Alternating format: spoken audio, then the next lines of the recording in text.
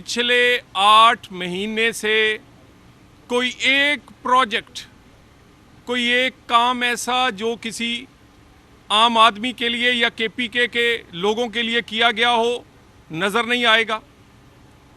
कभी धमकी, कभी धौंस, कभी धरना, कभी जलसा, कभी तहरीक, रोज़ आप यही देखेंगे।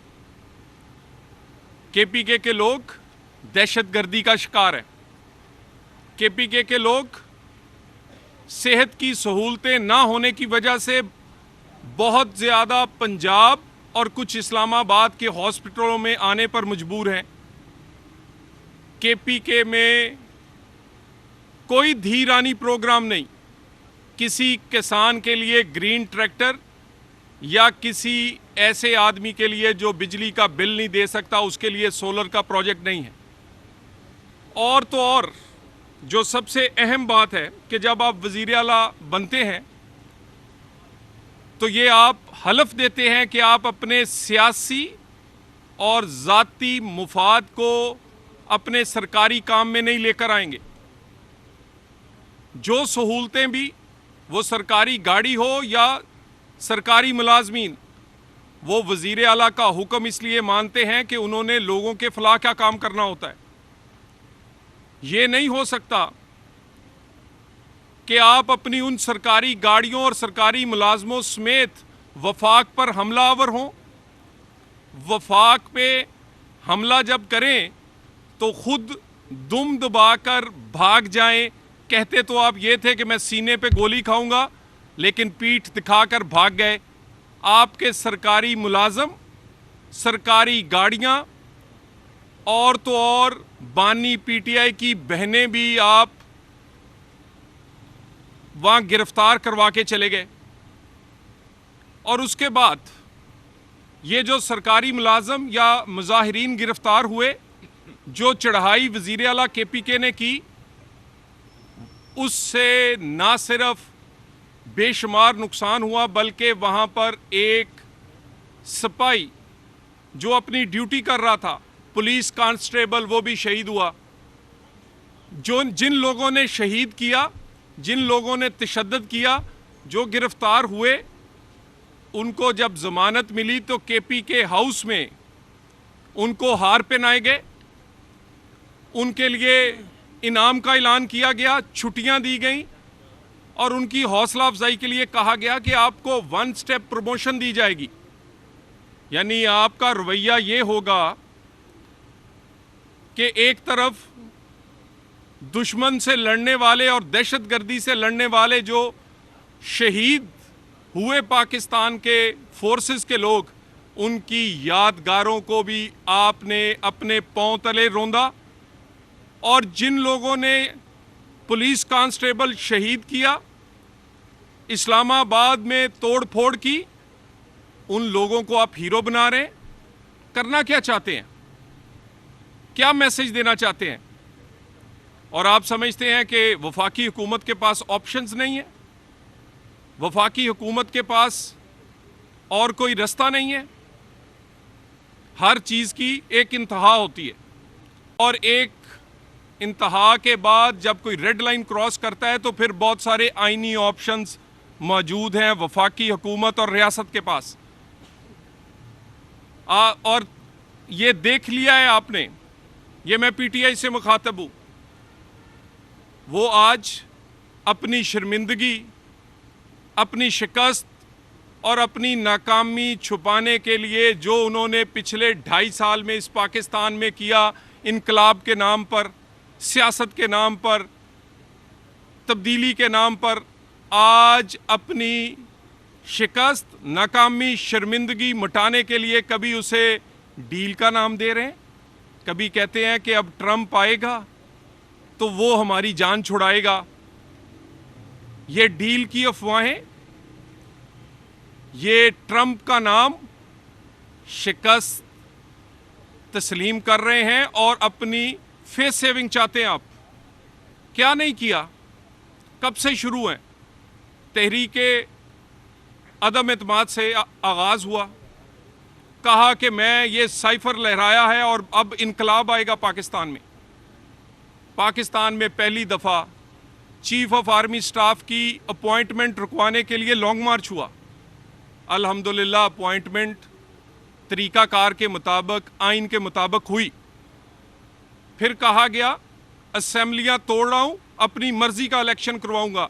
इलेक्शन आपकी मर्जी से नहीं, आइन की मर्जी से और मुकर्ररा वक्त पर हुआ। फिर आपने बगावत की कोशिश की 9 मई, उसमें भी नाकाम हुए। उसके बाद इलेक्शंस में नाकाम हुए। इलेक्शंस के रिजल्ट को ना तस्लीम करके हुकूमत बनने से रोकने में नाकाम हुए। एससीओ कॉन्फ्रेंस को रोकने के लिए जो कुछ किया उसमें नाकाम हुए। 26वीं आईनी तरमीम को कहते थे रेड लाइन है। 26वीं आईनी तरमीम भी हुई और कहते थे फलां चीफ जस्टिस नहीं होगा तो ये मुल्क नहीं चलने देंगे। और अगले दिन जब आइन के तहत बनाए गए चीफ जस्टिस साहब का हलफ था तो वज़ीर आला केपी के अभी कुर्सियां नहीं लगी थी ऐवान सदर में, 1.25 घंटा पहले आकर उधर इंतज़ार कर रहे थे। ये आपका करैक्टर है। लोगों को आप कहते कुछ हैं, करते कुछ हैं। इतनी नाकामियों के बाद अब जब आपके अंदर लाहौरी ग्रुप कुछ कह रहा है, केपी के ग्रुप कुछ कह रहा है, बीवी कुछ कह रही है, बहन कुछ कह रही है। बहन चाहती है मेरा कब्जा हो, बीवी चाहती है मेरा कब्जा रहना चाहिए, क्योंकि फिर कहीं बारी आ जाए तो तोशा खाना खाने में मज़ा ही बड़ा है। और बहन कहती है भी हमारा भी हिस्सा है। लाहौरी ग्रुप कहता है नहीं हमारी चलेगी।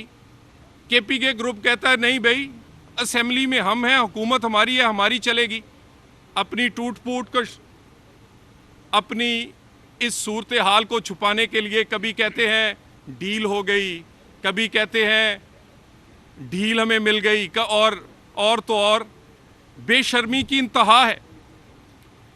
जिन लोगों ने गाड़ियों के पीछे लगाया हुआ था अमेरिका का नाम लिखकर कि हम कोई गुलाम तो नहीं, और अब अपने मुंह से बार बार कहते हैं ट्रंप जीतेगा तो वो हमें निकालेगा, और अब गाड़ियों पे लिखवा लें अमेरिका ट्रंप की तस्वीर लगा लें और नीचे लिख लें कि हम ही आपके गुलाम हैं। लॉबिंग करते हैं पाकिस्तान के खिलाफ, वहाँ से लॉबिंग करके लोगों के इलेक्शन फंड्स में पैसे दे के वहाँ के कांग्रेसमैन से ख़त लिखवा के पाकिस्तान के खिलाफ तहरीकें चलाते हैं। कभी आईएमएफ को ख़त लिखते हैं, और जब सब कुछ नाकाम हुआ तो अब कहते हैं हमें अमेरिका, जिसको कहते थे कि इसने हुकूमत गिराई है, अब कहते हैं वो बचाएगा। मैं एक अर्ज़ कर दूं, पाकिस्तान में सियासी इस्तेकाम बहुत मुश्किल से अचीव किया गया है। इस सियासी इस्तेकाम की वजह से मुआशी बेहतरी आई है। पाकिस्तान में स्टॉक एक्सचेंज दुनिया की बेहतरीन इस वक्त स्टॉक एक्सचेंज है। पाकिस्तान में रुपया तकड़ा और डॉलर कमज़ोर हुआ है।